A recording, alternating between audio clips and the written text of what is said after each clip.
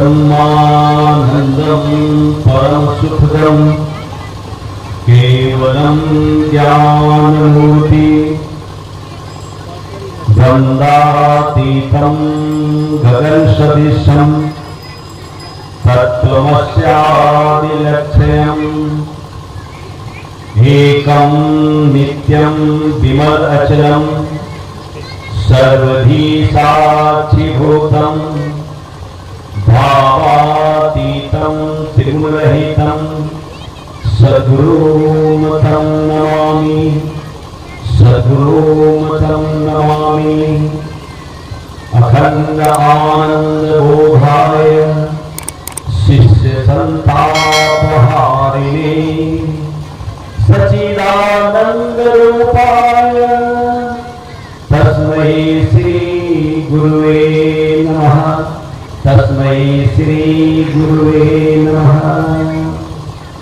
अखंड मंडलाकारं व्याप्तं येन चराचरं तत्पदं दर्शितं येन तस्मै श्री गुरुवे नमः तस्मै श्री गुरुवे नमः।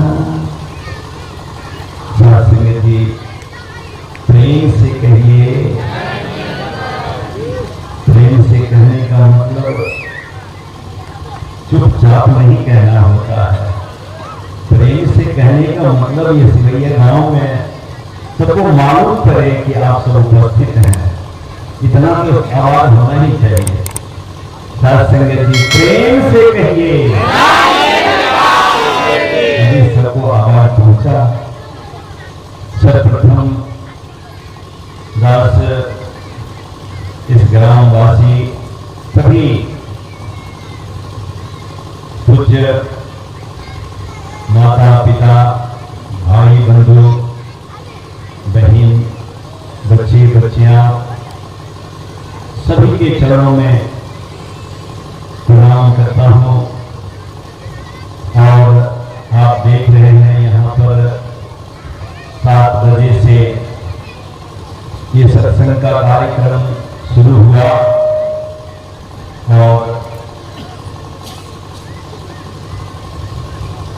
और सुंदर सुंदर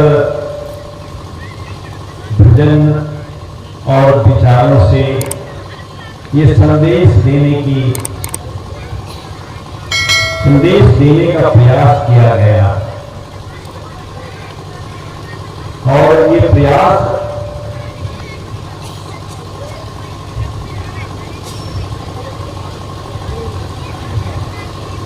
कि उठ जाओ मुसाफिर भूल गया अब रैन कहां में सो। उठो जागो शब्द देखिए, कहते हैं उठ जाओ और जाग जाओ। उठ जाग मुसाफिर।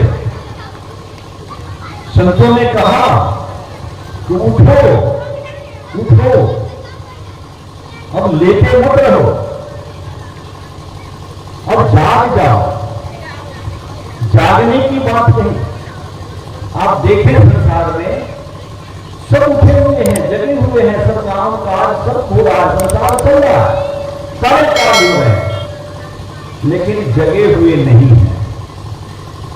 जगे हुए नहीं है, उठे तो हैं लेकिन जागना होगा। उठ जाग मुसाफिर। मुसाफिर क्यों कहा कि ये तुम्हारा परमानेंट घर नहीं है, यहां पर परमानेंट नहीं रहना है, सब पुराने दाने नहीं रहना है, सब दिन के लिए नहीं रहना है। इसलिए मुसाफिर कहा कि मुसाफिर का ठिकाना मुसाफिर खाना होता है। आज यहां तो कल वहां चल जाता है, रुकते नहीं है, रुकना नहीं होता क्योंकि अपना नहीं होता। जो अपना होता है वहां पर जाकर के हम रुक जाते हैं, वहां से हमें जाना नहीं होता। उठ जाओ मुसाफिर, उठो और जाओ। अब संसार में कहे पूछा जाए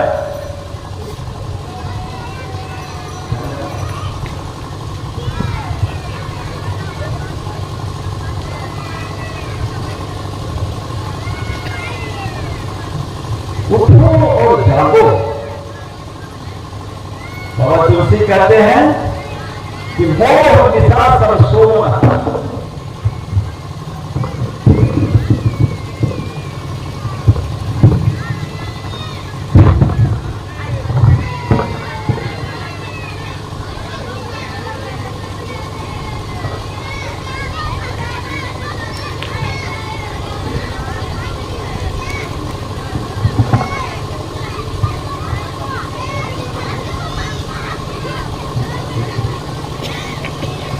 उठ जाग मुसाफिर, उठो और जागो।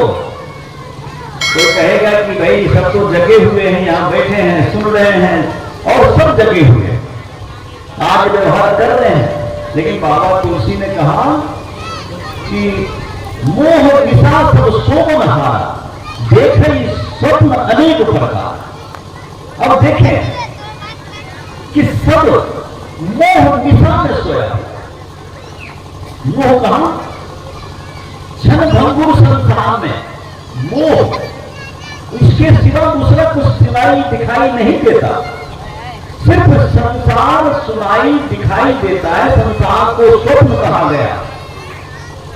अगर संसार के विषय में देखा जाता है, सुना जाता है, सोचा जाता है, पढ़ा जाता है, लिखा जाता है, तो कहते हैं वो स्वप्न देखा जा रहा है, क्योंकि संसार स्वप्न के समान है। इसलिए बाबा तुलसी ने कहा कि उठ जाग मुसाफिर भोर गया। अब रैन कहां? जो सोवत है। मोह निशा सब सोवन हार, सब सोया हो। अब देखें, बीते बाबा सदगुरु कहते हैं कि बीते को सोच पछताना ये भी तो एक माया है, भावी सपनों में खो जाना ये भी तो एक माया। अब माया में रहेंगे तो सोए रहेंगे, मोह में रहेंगे तो सोए रहेंगे, और इंसान सोया सोया। जागना तब होता है, जागरूकता तब आती है जब पूर्ण के तरफ ध्यान हो जाता है, अपूर्णता से पूर्ण के तरफ। वेद का पहला मंत्र कहा गया कि पूर्णतः पूर्णमिदं पूर्णात् पूर्णमुदच्यते पूर्णस्य पूर्णमादाय पूर्णमेवावशिष्यते। जो पूर्ण है और उसमें से जो निकला वो भी पूर्ण है, और पूर्ण में से पूर्ण निकाल दो तो भी पूर्ण है। ऐसा पूर्ण को जान करके इंसान पूर्ण हो जाता है। जब पूर्ण हो जाता है तो अभाव खत्म हो जाता है, भय खत्म हो जाता है। आज आप देखिए कि कौन जगह है, महात्माओं ने कहा, ऋषि ने कहा कि जो ईश्वर के प्रति जागृत हो जाता है, ईश्वर के विषय में सोचना शुरू कर देता है, ईश्वर के लिए तत्परता से जिज्ञासु बन करके जिज्ञासा प्रकट शुरू कर देता है, जिज्ञासा प्रकट करना शुरू कर देता है, जिसको पूछता है कि परमात्मा कौन है, कहां है, कैसा है, ईश्वर क्या है, सब कहते हैं वो जाग गया, उठा और जाग गया। जागना तब होता है। और आज देखें ईश्वर के प्रति हमारी क्या जागना है। इसलिए ये संत यहां पर जगाने के लिए आए। उठ जाग मुसाफिर भोर गया। भोर क्यों हुआ? भोर को उजाला सूर्योदय होता है। भोर हमारे जीवन में जागरण का समय होता है, जागने का समय होता है। ब्रह्म मुहूर्त कहते हैं कि भोर जो है ये ब्रह्म मुहूर्त है। मुहूर्त यानी ये अभी जाग जाएगा तो ब्रह्म की प्राप्ति हो जाएगा। ये जो है सत्संग, ये जो समय है अभी, ये भोर का समय है, भोर का। मानव यहां आकर के जिज्ञासा प्रकट करे, पूछे ईश्वर के प्रति, अपनी श्रद्धा, अपनी जिज्ञासा व्यक्त करे कि इस भोर बेला में वो जाग गया। तो रैन नहीं है, रैन कहां है? जो सोता है। सोना तब होता है 84 लाख योनियों में एक योनि छोड़ करके मनुष्यों, 84 लाख योनियों में रैन है, सोना सोना अंधकार है। कहते हैं कि असुरा नाम तेलों का वेद में कहा गया कि असुरा नाम ते लोका अंधेन तमसा आवृता तांसे प्रेताभिगच्छन्ति एके च आत्महनोजना। वहां तमसा आवृता अंधकार है, अज्ञानता का अंधकार है, जहां इंसान सोया हुआ है। रैन है, रैन मतलब अंधकार, रैन है। और ये मानव जीवन जब प्राप्त हो गया तो अब रैन नहीं है, अब उठो और जाग जाओ और परमात्मा की प्राप्ति के लिए तत्परता से अपने आप को समर्पित करो, समर्पित करो। अन्यथा बहुत ही बड़ा नुकसान, हानि हो। इसलिए आप देखें कि संसार में बहुत विकट परिस्थिति है। मानव के प्रति कितना द्वेष, बैर, ईर्ष्या, नफरत, घृणा रखता है। मानव से कितना दूर है। जो भी बातें करता है, जो भी बात कर रहा है, एक दूसरे से चिल्ला करके जोर से बोलता है। आपके सामने कोई बात बोला जाएगा तो जोर से चिल्ला करके बोलता है। क्यों बोलता है जोर से चिल्ला? हम यहां से अगर जोर से बोलते हैं किसी को, हमारे सामने खड़ा है और जोर से बोलते हैं, तो हम जोर किसको बोलते हैं? दूर वाले को। जो हमसे दूर हो उसको चिल्ला करके सुनाते हैं, अरे इधर आ जाओ, इधर आ जाओ। और जब नजदीक दो जन हो और जोर से चिल्ला करके बोला जाए तो समझिए कि दिलों में बहुत दूरी है। भले शरीर नजदीक है, दिलों में दूरी है। इसलिए झगड़ा जब होता है, इंसान प्रेम में रहता है तो बड़ा आस्ते से प्रेम से बोलता है। और जब झगड़ा होता है तो नजदीक ही रहता है, एक दूसरे आमने सामने रहता है, लेकिन जोर से चिल्ला के बोलता है। क्यों? क्योंकि दूरियां बढ़ जाती है, दिल की दूरियां बढ़ जाती है, क्योंकि बैर हो जाता है, नफरत हो जाता है, दूरियां हो जाता है। इसलिए एक दूसरे को चिल्ला करके बोलते हैं, क्रोध में बोलते हैं। तो आज देखें संसार कि लोग एक दूसरे से चिल्ला करके बोलता है। पान की दुकान पे जाइए, दुकान पर मांगने वाला भी जोर से और देने वाला भी जोर से बोलता है। एक टीचर, एक विद्यार्थी, टीचर को भी विद्यार्थी और विद्यार्थी को भी टीचर जोर जोर से बोल करके बोलता है। क्यों? क्योंकि नजदीकियां नहीं है, दूरियां हैं। और दुनिया कहां होता है? जहां अहंकार होता है। जहां अहंकार होता है वहां दूरियां हो जाती है, दूरियां हो जाती है। इसलिए आज यहां से संदेश दिया जा रहा है। आइए सदगुरु कह रहा है कि परमात्मा को जान करके अपने मानव जीवन को सफल कर दीजिए। यहां से संदेश दिया गया। महात्मा कह रहे कि जो पुरातन ऋषियों महर्षियों ने अपने अनुभव लिखे, वेद, पुराणों, रामायण, गीता, बाइबल, इंजिल सारे में अपने अनुभव लिखा कि परमात्मा को जानना ही मानव जीवन का महत्वपूर्ण कार्य है, महत्वपूर्ण कार्य।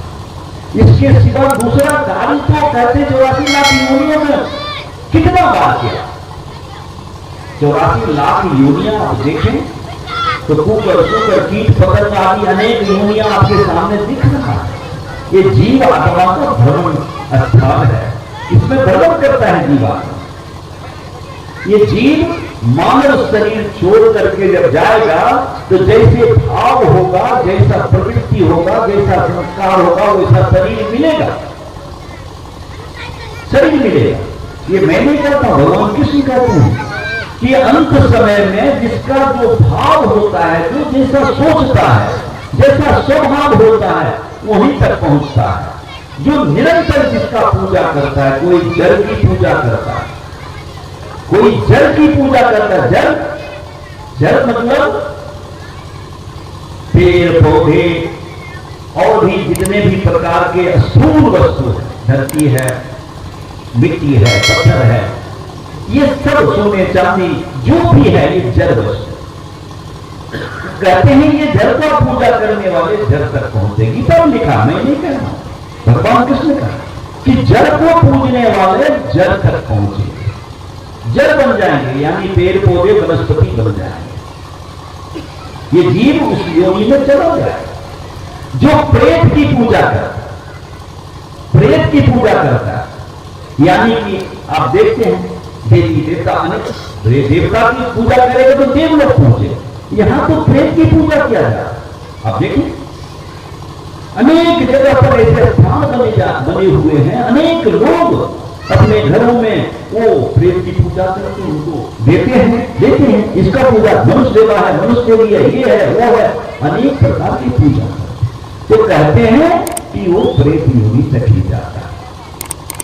जो शमशान का पूजा करता है वो शमशान तक पहुंचेगा, और जो भगवान की पूजा करता है वो भगवान तक पहुंचेगा, भगवान तक पहुंचेगा। अब भगवान का पूजा करने के लिए, अब प्रेत का पूजा करते हैं तो उसको जानते हैं कि ये प्रेत है, ये प्रेत हमारे साथ से गुजरा है, ये प्रेत बन गया है, इसका पूजा करते हैं, संसार में होता है। देवता को जानते हैं, देवता को जानते हैं कि देवता का पूजा कर रहे हैं, देवी देवता को आप जानते हैं, जिनसे हमारे मनोकामना, हमारे भौतिक पदार्थों की प्राप्ति होती है, जिनसे आशीर्वाद मिलता है, ये जानते हैं ये देवता हैं, ये देवता हैं, ये देवी हैं, ये देवी हैं।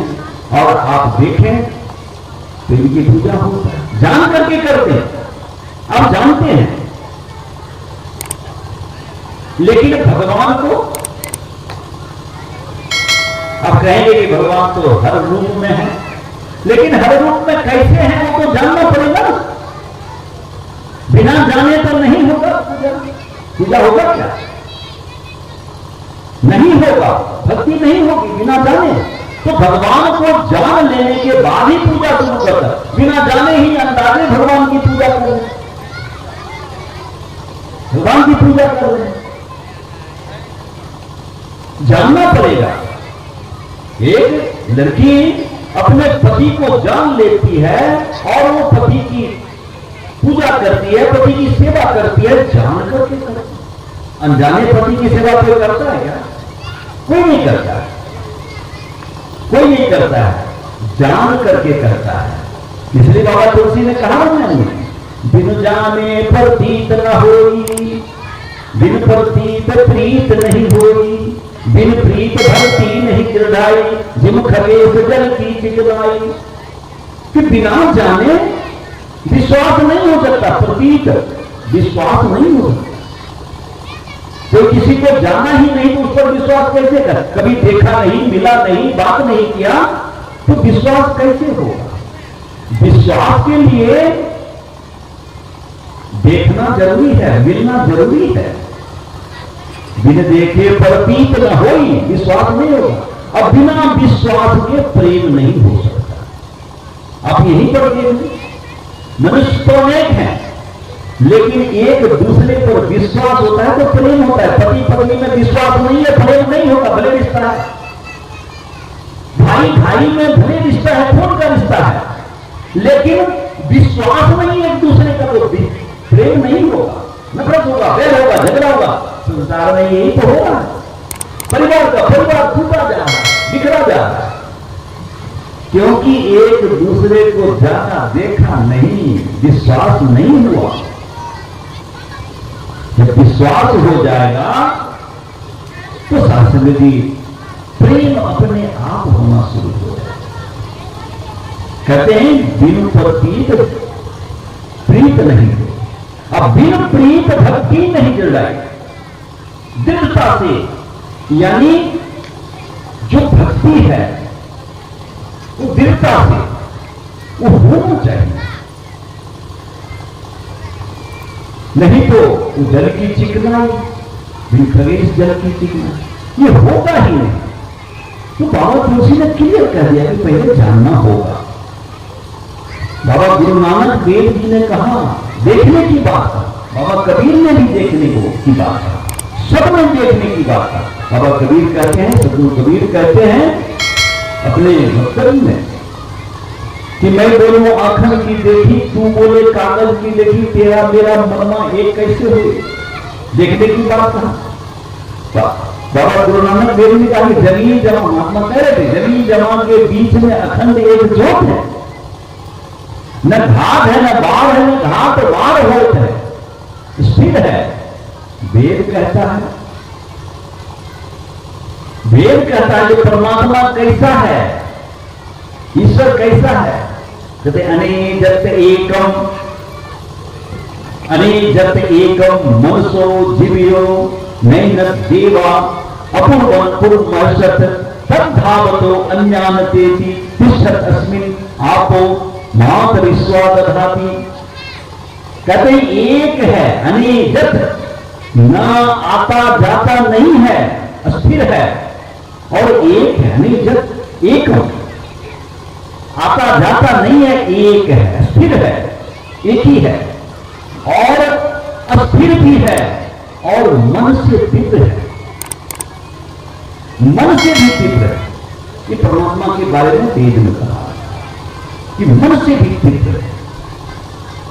मन वहां तक नहीं पहुंच पाता है, उससे पहले परमात्मा पहुंचता है। इसका कारण ये है कि परमात्मा व्यापक है, सब जगह है, इसलिए मन वहां तक पहुंचेगा, उससे पहले वहां मौजूद रहता है। तो ये कहा गया, और इस परमात्मा को, भगवान को जान करके जो सदगुरु के द्वारा जाना जाता है। गुरु द्वारा नहीं, गुरु तो अनेक हैं, यही भेद है। गुरु को भी सदगुरु मान लेते हैं, गुरु को भी सदगुरु मान लेते हैं। कोई मंत्र सिखा देता है, कोई गुरु है, कोई तंत्र सिखा देता है, कोई गुरु है, कोई विद्या सिखा देता है, कोई गुरु है, कोई अविद्या सिखा देता है, गुरु है, कोई शस्त्र सिखा देता है, गुरु है, कोई शास्त्र सिखा देता है, गुरु है। क्योंकि सब ज्ञान सीमित है, यह सिखाने वाला गुरु होता है। कहते बिना गुरु का जीवन सफल नहीं हो सकता, गुरु अनेक हो सकता। भगवान शंकर कहते हैं पार्वती, गुरु तब तक करते रहो जब तक सत्य की जानकारी नहीं हो। जब तक सत्य की जानकारी नहीं हो जाए, इसके लिए सैकड़ों गुरु कर सकते हो। जब सदगुरु मिल जाए, आप शिव पुराण में देखिए, लिखा मां पार्वती और शिव की संवाद पढ़ें तो मालूम पड़ेगा। साफ क्लियर कहा कि गुरु तब तक करते रहिए।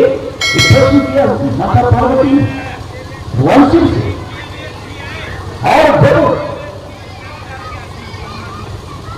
तो इसलिए आप देखें तो गुरु बहुत किया जा सकता है, और जीवन में बिना गुरु का तो जीवन चल ही नहीं सकता है।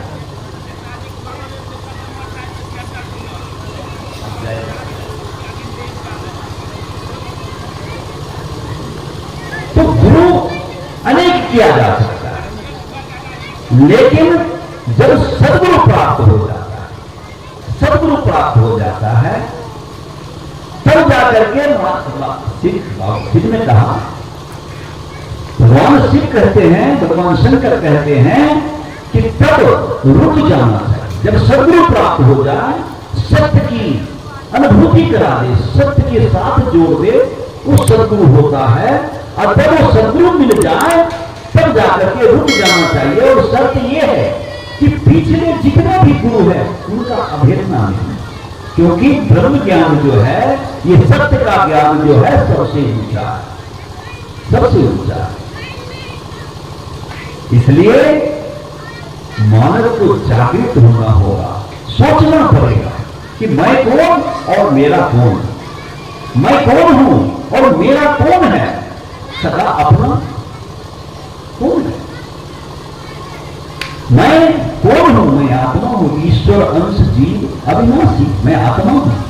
जिस आत्मा को, अब देखिए, इंसान मरने से डरता है, मरने से सबसे बड़ा डर किस चीज का है? मरने का है, मरने का है। कोई भी बात होता है तो मरने का डर, कोई भी हो, राजा से लेकर के रंग तक सबको मरने का डर है, सबसे बड़ा डर मरने का है। और मरने का डर है, और ये अज्ञानता है। जबकि मैं मरूंगा ही नहीं, मैं तो शाश्वत हूं। ना जायते म्रियते वा कदाचन कहते हैं कि ये मरता नहीं है, न जन्मता है न मरता। आत्मा के बारे में भगवान किसी कहते न जायते प्रियते वा कदाचिन नयम न भूतो भूते भविता न भविता। ये कहा इन्होंने कि ये भविष्य में भी और वर्तमान में भी और आगे भी नहीं मरता है, शाश्वत है। शाश्वत ये शाश्वत है, अजो नित्य है, अजो नित्य है, शाश्वत एवं पुराण न हमने पे हमने माने शरीर। इस शरीर के मरने से यह आत्मा मरता नहीं है,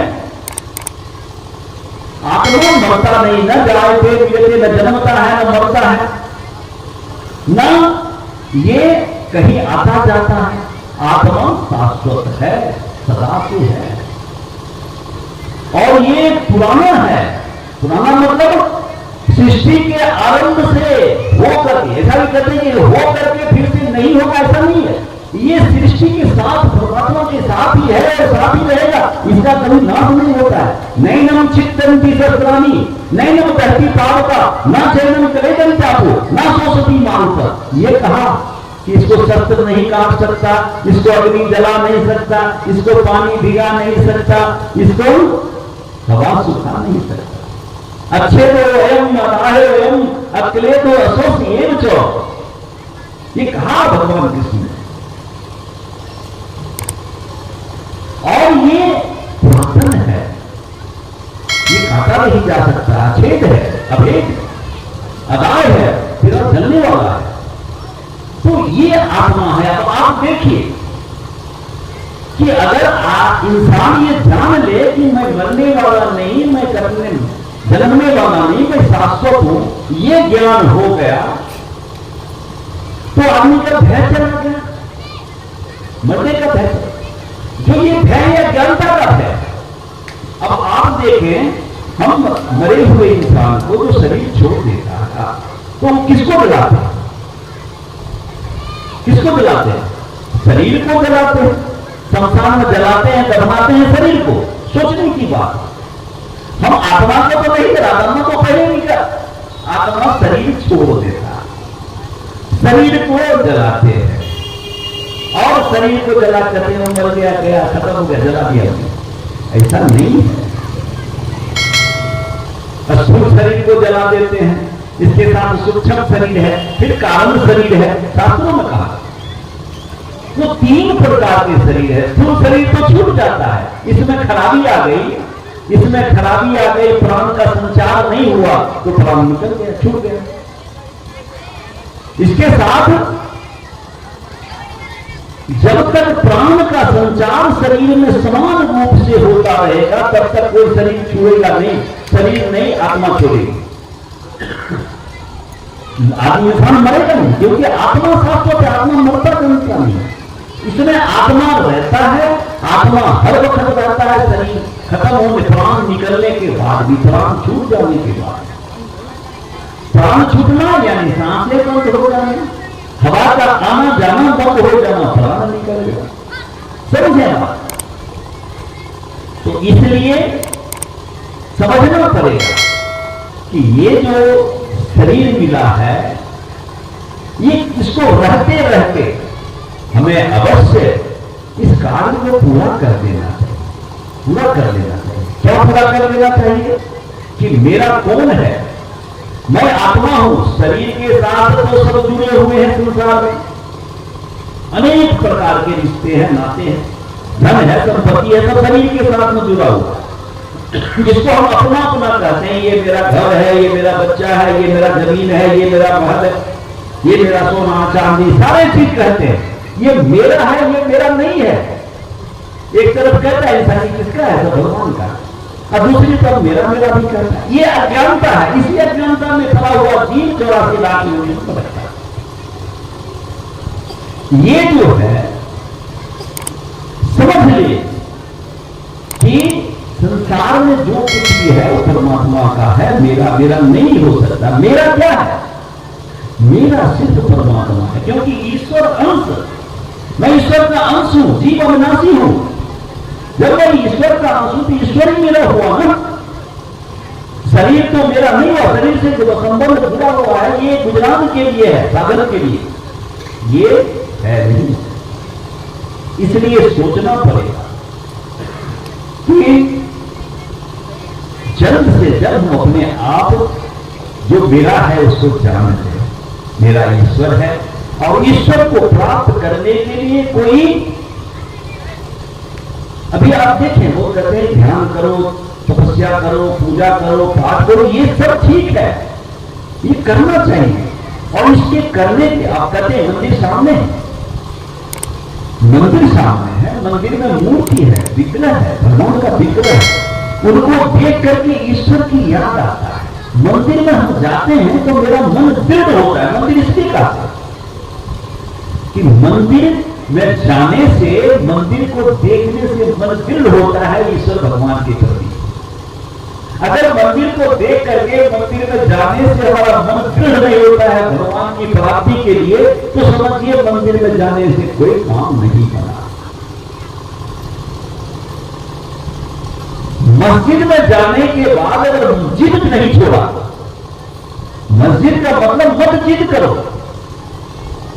जिद अगर नहीं छोड़ा, मस्जिद में जाने के बाद जिद नहीं छोड़ा, तो समझिए तो जाना पड़ेगा। मत जिद मत करो, जिद छोड़ दो। यानी जो भी जिद है अपने आप को उससे अलग कर दो। गिरजा घर कहते हैं, चर्च गिरजा, वहां कहते हैं जाके गिरजा सरेंडर कर दो, ईश्वर के सामने सरेंडर कर दो, सरेंडर कर दो, तुम्हारा उद्धार हो जाएगा। बिना गिरे गिरजा जाना बेकार। अब आप देखिए, इसलिए सोचना पड़ेगा, समझना पड़ेगा कि हम कर क्या रहे हैं और करना क्या चाहिए। एक बात कह करके मैं अपने वचन को विराम दूंगा, तो समय आगे हो गया है, 9 बजे का समय है। कहते हैं कि राम नाम को लेते ही सकल कष्ट मिट जाए। राम नाम को लेते ही सकल कष्ट मिट जाए, जैसे रवि के उदय से अंधकार मिट जाए। मुझे मालूम पड़ा कि यहां पर राम अष्टजाम हो रहा है।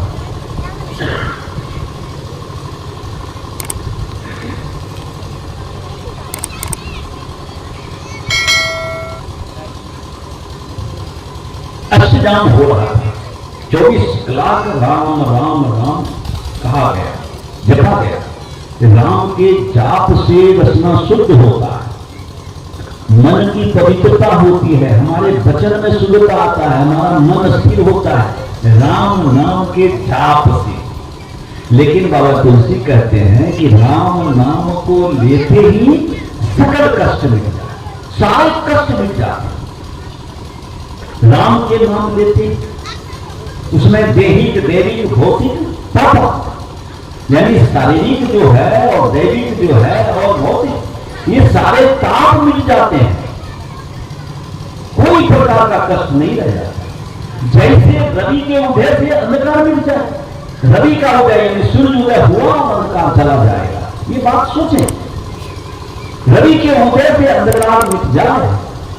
अब आप देखें कि राम का नाम तो गलत नहीं हो सकता, गलत होगा क्या? ये तो सब लिखा है कि राम नाम को लेते ही सकल कष्ट मिट जाए, जैसे रवि के उदय से अंधकार मिट जाए। अब सोचिए कि राम नाम दिया जा रहा है, लिया जा रहा है, लिया जा रहा है, लेकिन कहां अंधकार मिट रहा है? अज्ञानता का अंधकार कहां मिट रहा है? कहां कष्ट मिट रहा है? कष्ट कहां मिट रहा है? क्लेश कहां दूर हो रहा है? क्लेश कहां दूर हो रहा है? नहीं हो रहा। अब समझिए कि राम नाम को अगर लेते हुए भी अगर दुख नहीं मिट रहा है, क्लेश नहीं मिट रहा है, कष्ट नहीं मिट रहा है, तो कहीं न कहीं या तो राम नाम में ताकत नहीं होगा, या तो हमारे राम नाम जपने में जरूरत होगी। ये दो बातें हो सकती है। तो राम का नाम तो शक्ति नहीं है, ऐसी बात नहीं, असत नहीं है। राम का नाम सत्य है, सत्य है, सत्य है। राम रमे की नाम कहा, राम हरिव्यापक सर्वत्र समाना ये कहा गया, ये तो राम सत्य है, कभी मिटने वाला नहीं है। अब नाम लिया जा रहा है तो कहीं ना कहीं हमारे मिलने में ही खामियां होगी, गलती होगी, तो हमारा कष्ट नहीं जा रहा। अब सोचिए कि राम का नाम लिया जाता है, राम का नाम यानी राम का तत्व,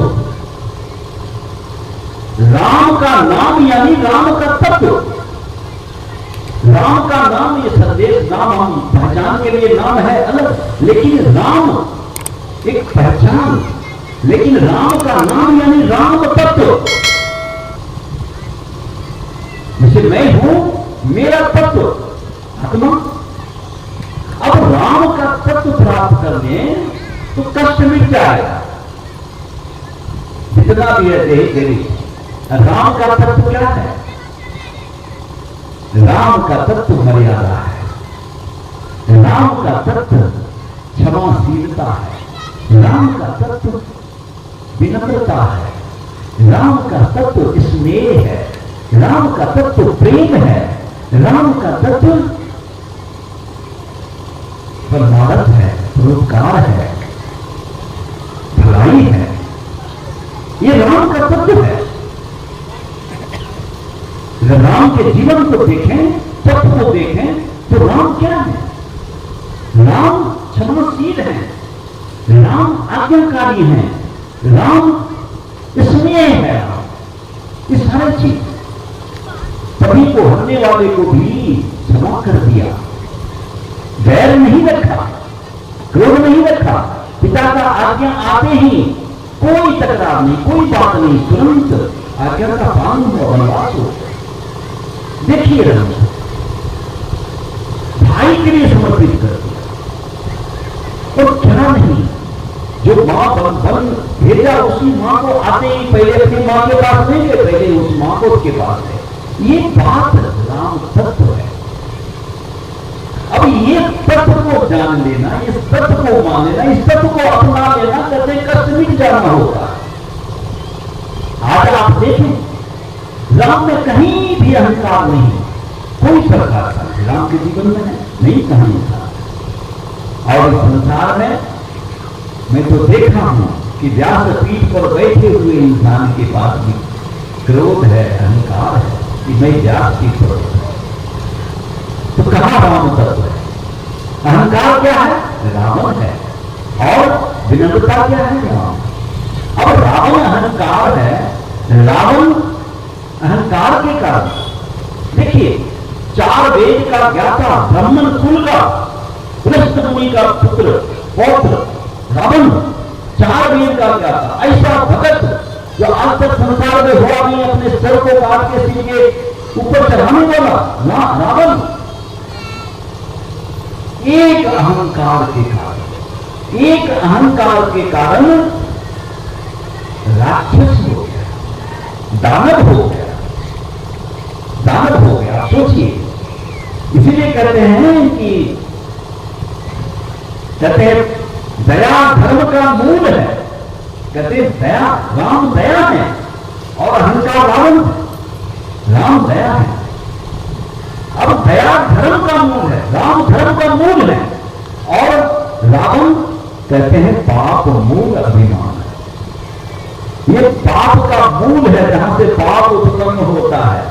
अब आप सब विचारिए, बुद्धि भी नहीं आज ऐसा कोई इंसान नहीं, पढ़ा लिखा नहीं है, और कोई ऐसा नहीं है कि भगवान के पास नहीं जाता है। ईश्वर सोचने की बात, मैं भी कोई बड़ा विद्वान नहीं हूं, मैं कोई वेद का बात कर, मैं एक आधे श्लोक जानता हूं, मैं एक सोच आपके सामने रखता हूं। विचारिए, विचारिए कि राम एक अहंकार के कारण, इसके अभी किसके पास अहंकार नहीं?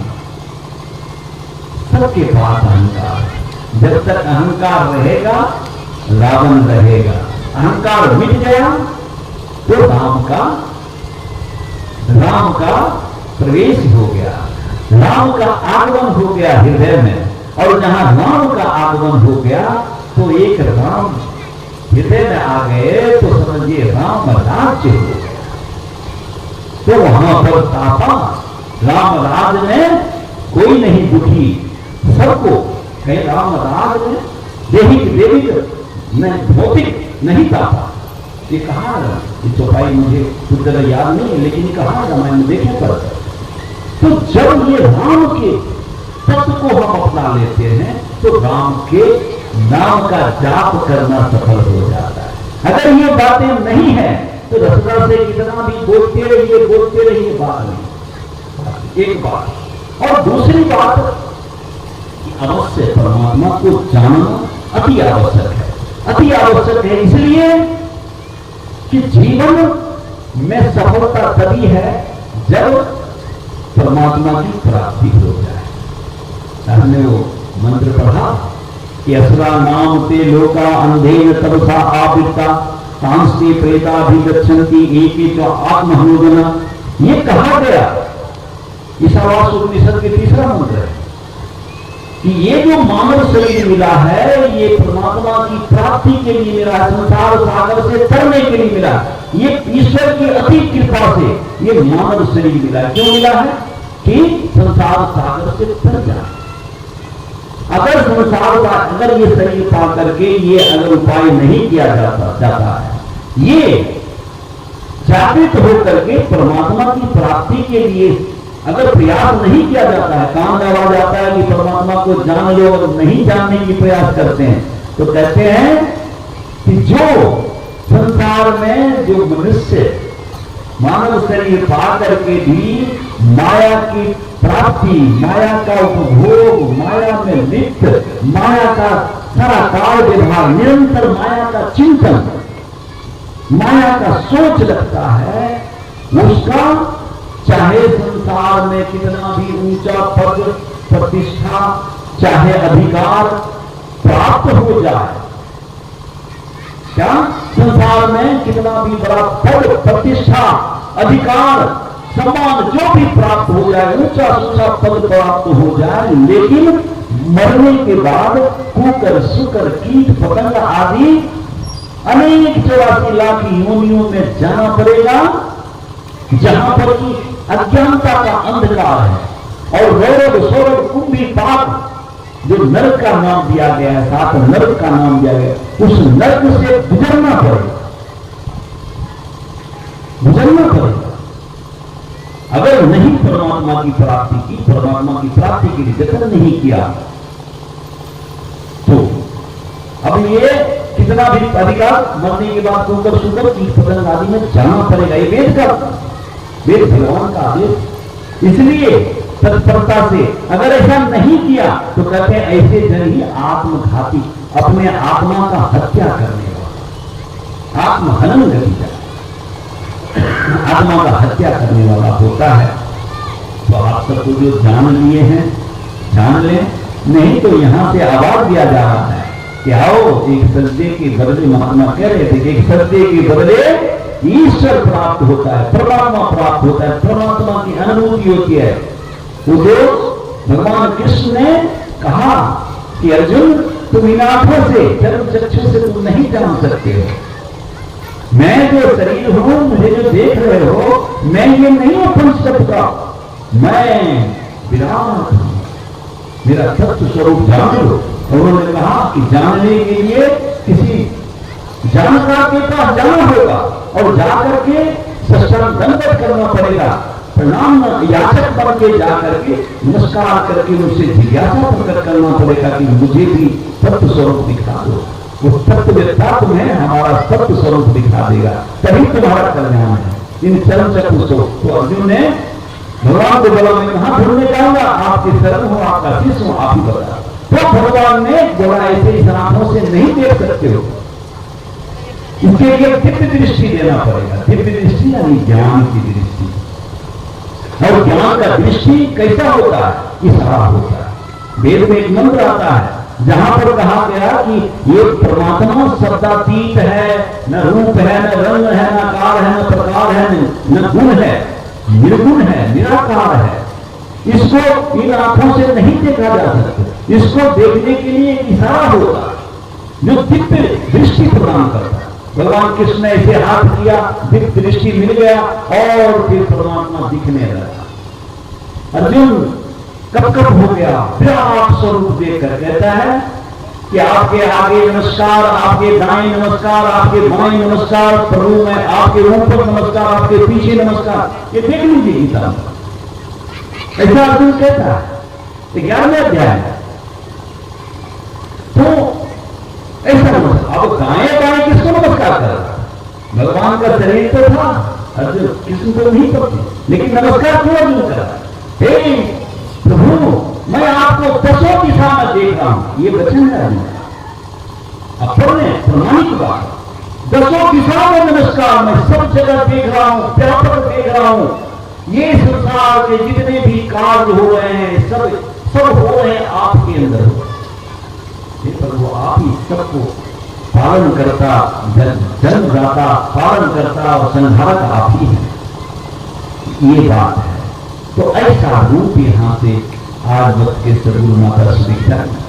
समय समय पर सदगुरु आते हैं और ये ज्ञान देते हैं ताकि इंसान जो मनुष्य शरीर में है वो भटके नहीं और जान करके अपने आप को मोक्ष प्राप्त कर ले। ये फिर जन्मना मरना, जन्म मरण अर्थ है, दुख हो ये होता है, जन्मने मरने का दुख मिट जाएगा, ये बात भय चला जाएगा।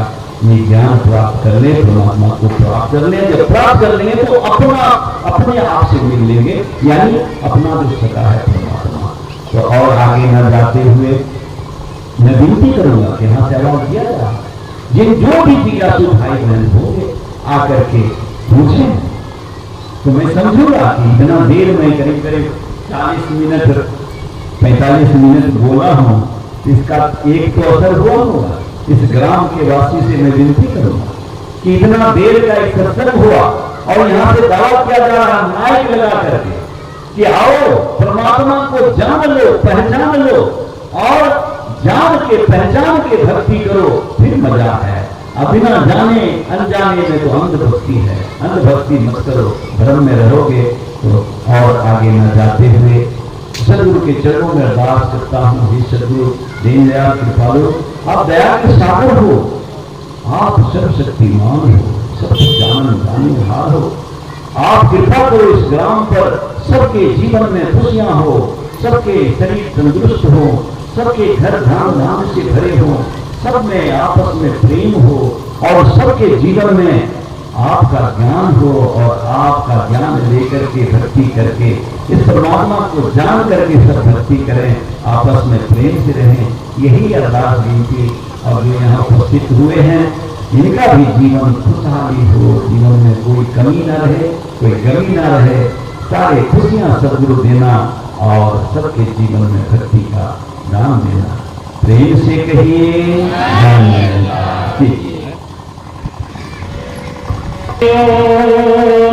सहारा तेरा, तन मन घोले घुमावा,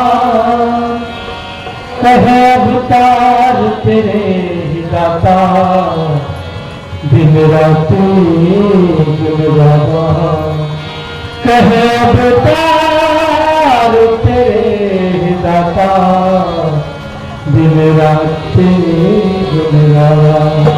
एक तू ही निरंकार, एक तू ही निरंकार, एक तू ही निरंकार, तू ही निरंकार।